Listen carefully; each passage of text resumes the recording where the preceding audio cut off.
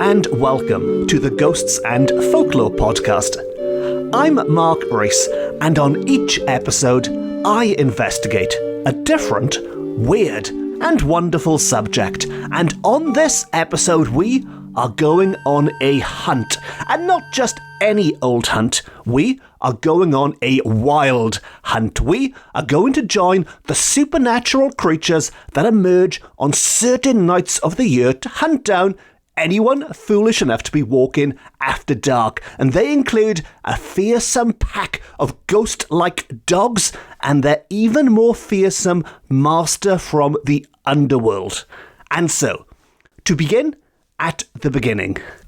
And our guide for this episode is going to be an old favourite of this podcast, the Victorian folklorist Mary Trevelyan. And she tells us that these hunts take place on certain nights of the year, including New Year's Eve, which is why I thought this would make a great episode to kick off the new year with. And much like a traditional hunt, if you can picture a medieval boar hunt, it does involve dogs and people riding horses, but these are no ordinary dogs or people or horses. And starting with the dogs that make up the more sizable part of this hunt, the dreaded Hounds of the Underworld, as they are known, or, to give them their correct Welsh name, the Cŵn Annwn. Cŵn Annwn. With Cŵn, C-W-N, being the Welsh word for dogs or hounds, and Annwn, which in Welsh mythology means otherworld, but is also used almost interchangeably with words like Underworld and has all sorts of connotations wrapped up in it. But Annwn is otherworld. And we are told that the Cŵn Annwn are celebrated as spirit hounds that pass through the air in pursuit of objects of their malice, which is a wonderful description. If you're an object of their malice, they will hunt you down. And their howling was regarded as an omen of death. And as regular listeners of this podcast will know, everything in Welsh folklore can be taken as a death omen, and that is exactly the case here. The howling of the dogs is considered an omen of death, which means even if you are able to outrun them, which is highly unlikely, but if you do manage to escape, just hearing that cry is enough to signal that you will not be on this earth much longer, or certainly somebody will not be on this earth much longer. Now, if you're wondering how are you going to recognise these dogs, how can you tell which are the Cŵn Annwn and which are just friendly neighbourhood pooches that just happen to be chasing after you? Well, we do have some descriptions from people who presumably were unfortunate enough to meet them, and they are slightly contradictory. But to begin with, we are told, to quote, "Sometimes they appear as very small dogs, white as the drifted snow, with tiny ears quite rose-coloured inside, and eyes that glittered like brilliant moonbeams." So, granted, that first description isn't the most terrifying of descriptions. They are effectively cute little white dogs with eyes that glitter like brilliant moonbeams, which makes them sound more like a Care Bear. But bear with me, it gets worse, because in some parts of Wales, they are described as being black and very ugly. This is more the kind of thing we expect on this podcast. Very ugly with huge red spots, or red in body with large black patches like splashes of ink. So they can be black dogs with red spots on them, or they can be red dogs with black spots on them. And there's more, because the most terrible of the spirit hounds was said to be of a blood red colour, and when seen were dripping with gore. So that red isn't just the colour of their skin, they are dripping with gore from wherever that gore might have come from, whatever they were up to beforehand, while their eyes resembled balls of liquid fire. So if you do have to encounter the Cŵn Annwn, fingers crossed that you end up with the cute white small Care Bear variety, not the gore dripping bright red eyes of fire variety. And to wrap up these descriptions, we're told in some places they were known as small liver-coloured dogs, all spots and spangles of red and white or flame-coloured. So, while those descriptions vary, the dogs are said to be a mixture of white, black and red colours, usually with one dominant colour and then the others in patches on their bodies, in their ears, and the people who encountered them tended to be travellers in lonely districts, the people who were out travelling in the dead of night, and people who lived in remote places, who lived rural lives away from the main towns. They were the most likely people to encounter these dogs. They were the most likely to be unfortunate enough to encounter these dogs. And it was in these remote, lonely places that they not only saw, but as mentioned, they could hear these dogs howling in the night. They howled in the air with a wild kind of lamentation, or they bayed and yelled in an appalling chorus to the terror of all of those who heard them. So, all in all, not good. Not something you want hanging around the house or to encounter when you're out travelling at night. Now, I mentioned New Year was a good time to encounter them while they were out hunting, but you'll be glad to know there are many other times throughout the year you can also run into this pack of terrifying dogs. And we are told that the eves of St. John, St. Martin, St. Michael, All Saints, which of course is Halloween time, but All Saints and Christmas, St. Agnes, St. David, Good Friday, as well as, of course, New Year's Eve. All of these nights were important occasions for the Cŵn Annwn. So if you're particularly keen to see them, you can pretty much pick any Saint's Day of the year and there's a good chance they'll be out and about hunting. It sounds like any excuse for hunting. Saint, what's his name? Let's go hunting. But anyway, there's some dates for your diary so you know when to find them. And if you're also thinking where's the best place to go to find them, well, Folklore can help there too, because these dogs went in procession through the lonely lanes and byways of Wales. Sometimes they travelled in weird packs alone, but frequently they were guided by their master. So you'd find them skulking around the lonely lanes and byways of Wales. And the key point there was they were frequently guided by their master, because if packs of snarling dogs weren't terrifying enough, even the cute Care Bear variety, they were frequently guided by their master on these wild hunts. And he is described as a dark, gigantic figure with a horn slung around his swarthy neck and a long hunting pole at his back. A vivid description there of a figure who is more than ready to go hunting and create a bit of noise himself. And who exactly this figure is and what exactly he gets up to does vary from county to county. And starting in Carmarthenshire, and we are told he is represented as a fleet-footed pedestrian, a fast-moving man with two black hounds on a leash and a creature half wolf, half dog behind him. Yes, half wolf, half dog behind him. And there too, in Carmarthenshire, the Brenin Llwyd, or the Grey King in English, favours him and receives his hounds with those of the Cŵn Wybr, which means dogs of the sky, in his court of the mist. And yes, there's a lot going on in that short sentence there, and there's a few names that you might not be familiar with as well. Let's try and unpack it slightly. But in Carmarthenshire, it's not necessarily a huge pack of dogs that are hunting. This sounds like a much smaller affair, just a man walking along with two hounds on a leash, but with the added bonus of some strange werewolf, were-dog sounding creature behind him, half wolf and half dog. And he is in the favour, he is welcome to visit a figure called the Brenin Llwyd, or the Grey King.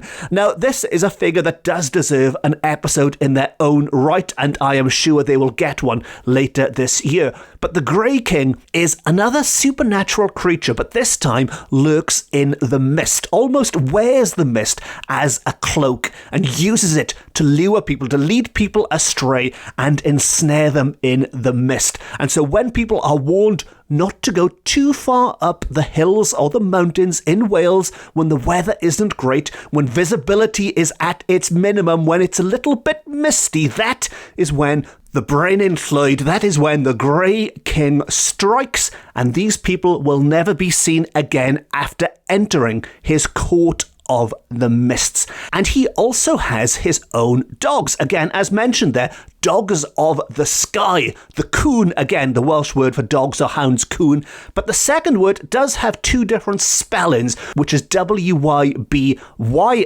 or it's also spelled W-Y-B-I-R. So you've got the Welsh and the anglicised version going on. But the Cŵn Weber, or the dogs of the sky, can also be found in his court of the mist. But for the purposes of this episode, we are sticking to the dogs on the ground. We are sticking to the Cŵn Annwn and their master. And moving on to some other counties, and these are the counties as they would have been 100 years or so ago, not as they are today. But moving on to Glamorgan, Brecon and Radnor, where the master, this figure, is known as the more popular Arawn, Lord of Annwn, and that is spelled A-R-A-W-N, the Lord of Annwn. He is the master of these hounds, who rides a grey horse and is robed in grey, and who is not limited to these three counties. He's pretty much seen across the land, and in the north of Wales, he walks or rides and is always dark and gigantic whenever seen. And we are told that in both the north and the south of Wales, he is sometimes accompanied by a figure known as Mallt y Nos, or Matilda of the Night, as she is known in English, and she is described as a hag with an evil force that she uses to drive the dogs onwards. And I hate to keep doing this, but as you've probably gathered by now, there's a heck of a lot of different supernatural creatures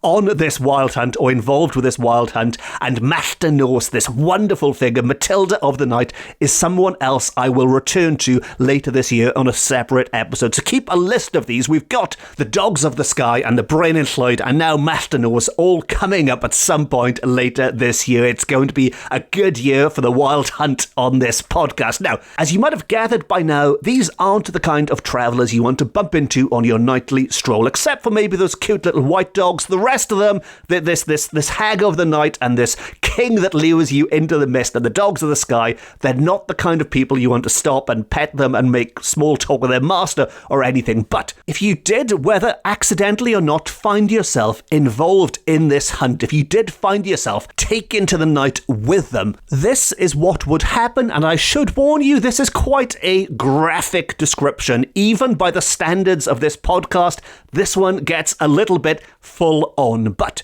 if any person by accident, design or curiosity joined these hounds on one of the processional nights, then blood falls in showers like rain.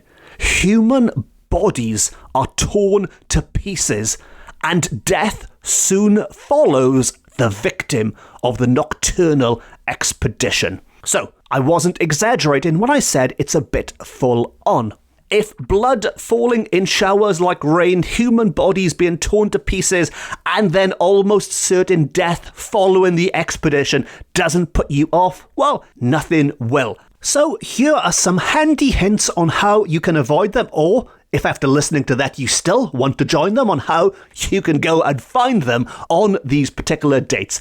And to continue, we are told that their favourite meeting places were crossroads, a popular place for supernatural encounters. Crossroads, and whenever their feet touched the mandrake, the latter screamed aloud. So you knew if they were nearby if the mandrake started screaming. And sometimes they frequented the graves of those who before their death had, in spirit form, visited their last resting place. And that will make a lot more sense by the end of the episode. People whose spirits have visited their grave while they're still alive, I promise you that will become clearer. But back to the crossroads, and on crossroads and around graves. Crossroads and graves seem to be like magnets for them. These hounds left their uncanny traces in the shape of human bones. So they left behind some of those bones that were ripped up. There was torn up turf and lumps of earth, which, when trodden upon, emitted a flame with a strong smell of sulphur. And of course, you don't need me to spell out the meaning of sulphur, a popular association with underworlds, especially in the Christian idea of hell, smell of burning sulphur coming up from the ground. But all of these signs, whether it's finding human bones lying around, quite an obvious sign there, or whether it's treading on a piece of earth that bursts into flame and smells like the devil, they're all dead giveaways that something bad is going on and you don't want to be sticking around. Although sadly, in some cases, if they are looking for you in particular, if your name is in the book, as it were, not literally of course, because they're dogs without books, but if they're after you in particular, you might be unable to avoid them, because we are told that sometimes they were known to go in pursuit of people who were doomed to die within 12 months of the processional nights. So if you were doomed to die regardless, they would track you down. And we're back to the whole death omen thing again here. But at least in this case, they're not going to kill you straight away. None of that ripping you to shreds business here. No. This is more of a polite reminder that the end is nigh, at least within the next 12 months, which frankly is the last thing you want to hear on New Year's Eve, really, isn't it? Happy New Year. By the way, you're not going to see the next one. And when they did catch up with you, they went quietly, stealthily, without so much as a faint cry to announce their approach. So they're known for their cries, but if they were pinpointing you, they would do so silently, and they were seen, not heard, as they ran quickly from room to room in the ancient manor or humble cottage in pursuit of their victim. So they were not restricted to the great outdoors, to the wilds of Wales. They were inside, going room to room, and it was stated that on certain occasions the spirits of those pursued people were seen running out into the night, followed by the hideous hounds. So earlier I mentioned how the spirits of someone who hasn't died yet might be seen beforehand visiting their final resting place, and here we have accounts of dogs literally scaring the ghost out of people, chasing the spirit out of them, which of all the death omens we've covered on this podcast, that's quite an inventive way of letting somebody know. What a way to pass a message on. Now, to wrap up this episode and to wrap up this look at these hounds of the underworld, as mentioned, I will be returning to this subject several times throughout the year, but we are going to look at a story of one encounter in particular, an old mid-Wales story that describes the death of, to quote, a very, very vain lady who desired to be buried in her ball dress. So a very vain lady who wanted to be buried in a very fancy ball dress, which I can only assume was a big no-no in the deeply pious communities of Wales at the time. This wasn't how you went to meet your maker. You did not go to see the Lord at the end in a big fancy ball gown. And why did she wish to be buried in this fancy ball dress? Well, I guess the quick and obvious answer is in the description of this lady. It's because she's vain. She is so vain, she wanted to be buried in her ball dress. So vain, she probably thinks this podcast's about her. And as it turns out, her wish was gratified. She was indeed buried in that ball gown, but ever afterwards, her soul was hunted by Annwn, the lord of the dogs, and his hounds, the hounds of the underworld. So let that be a lesson to you. And when the time comes when you do have to start thinking about what exactly am I going to be wearing when I'm put in that box, maybe you shouldn't be thinking about that expensive new pair of trainers or that very fashionable handbag. Maybe, just maybe, you should keep it simple. Keep it pious because, well, you might be hunted by spectral Welsh dogs for all eternity, and let's be honest, nobody wants that. But it wasn't only the vain who had to be wary of this, and I do feel like I'm wrapping up this episode with something of a sermon. I'm getting very preachy, but you know, it's better safe than sorry. So it wasn't only the vain, and it was said in the past that those souls not good enough to enter heaven, nor yet bad enough to merit hell, were doomed to ride about following the Cŵn Annwn to the end of all time. So if you didn't get to heaven, but didn't quite go down to hell, You could be following these dogs forever and ever and ever. And the cavalcade of doomed souls included, there's a checklist here of the people who might be chasing after these dogs forever. And they are drunkards, scoffers, tricksters, attorneys, parsons' wives, and witches. So, if there are any drunkards, scoffers, tricksters, attorneys, parsons' wives, or witches listening, and I know for a fact a good few witches do tune in, well, I've got some good and some bad news. The bad news is that you might be spending eternity with these hounds of the underworld. That is the worst case scenario, but the good news is that this is no longer the 19th century, and we shouldn't be judging people on old-fashioned stereotypes. And as I've said before, all of the witches I know are lovely people. All of the parsons' wives that I know are, well, I don't know many parsons' wives, but I'm sure they are also lovely people. Even the drunkards I know are all lovely people. Heck, maybe even the attorneys. Let's all just get along. And I wasn't joking when I said this does feel like it's descending into a sermon now. I'm sure you will all have lovely afterlives, and that's probably a good place to wrap up this unintentionally feel-good finale to the first episode, kicking off a new year. And on that cheerful note, we've reached the end of another episode of the Ghosts and Folklore podcast. If you've enjoyed this episode and you haven't already, please consider pressing the subscribe button. As mentioned, there will be a number of follow-up episodes to this coming up over the next 12 months. There's a lot more to talk about with the wild hunt and the colourful characters who go out hunting. And if you'd like to support the podcast, you can do that by rating it and reviewing it and telling all your friends about it. And if you really want to support the podcast, if you really enjoyed it, you can treat me to a coffee via my website, which goes towards maintaining it and is always very much appreciated. If you'd like more Ghosts and Folklore, you can follow me on social media, and as well as this podcast, I've also written a number of books about similar weird and wonderful subjects which are available from all good bookshops offline and on.